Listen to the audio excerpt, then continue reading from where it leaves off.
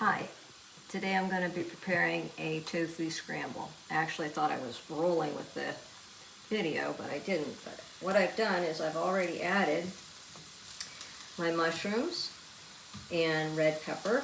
Really nice vitamin C content with the red pepper.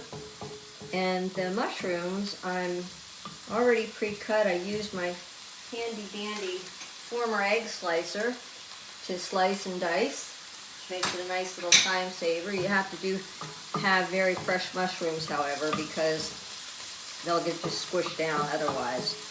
So as this is sauteing up, I'm hoping that the liquid released from the mushrooms will be just enough what I need to make my tofu scramble, and nothing will stick. However, if I see that it's sticking a little bit, I do have some vegetable broth I'm going to be able to add to it. Like to use the broth just to add a little bit more nutritional value rather. You could use water, obviously.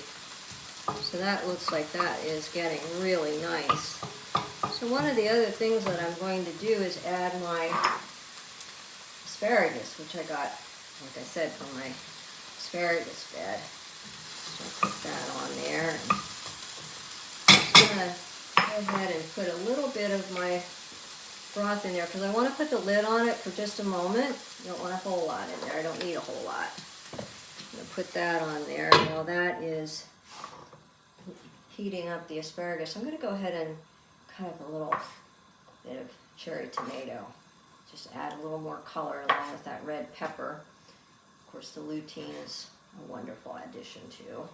There's just so many nutrients in this dish, just because of the variety of vegetables that you can use. And the protein derived from the tofu is incredible, you know, in comparison to the amount of fat that's there versus what you would have otherwise, like a, you know, a quarter pound of beef versus a half a cup of tofu.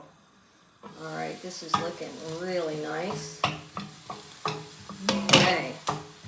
So now, as that asparagus continues to soften, I'm going to go ahead and add my tofu, which I've crumbled. Thing with tofu is you have to get all of the liquid, or as much of the liquid out as you possibly can, so that all of the flavors are absorbed from the spices that you use. So in this case, I'm going to use some turmeric. Throw that in there like that. And I like turmeric, so I just go ahead and throw that in there. So that's nice. And cumin. And both of these spices are really great anti-inflammatory.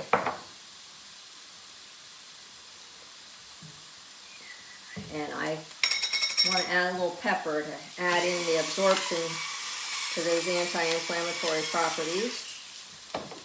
Stir this around a little bit, and it is looking nice, really colorful. And you know, I think the thing of it is, if you can cook food that has a lot of color to it, you're going to get everything you need.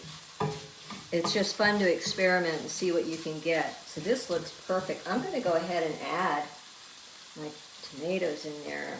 Stick that in there. Maybe do another shot of broth real quick. All right. I'll turn my heat down a little bit. Throw that in there.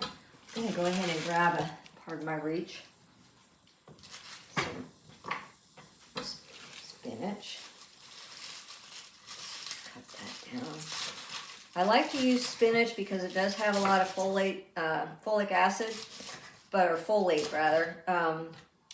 But it also, and it's high in calcium, but the calcium isn't absorbed as well as it can be from like kale, as an example. So I cut that up, and I'll throw my spinach in there.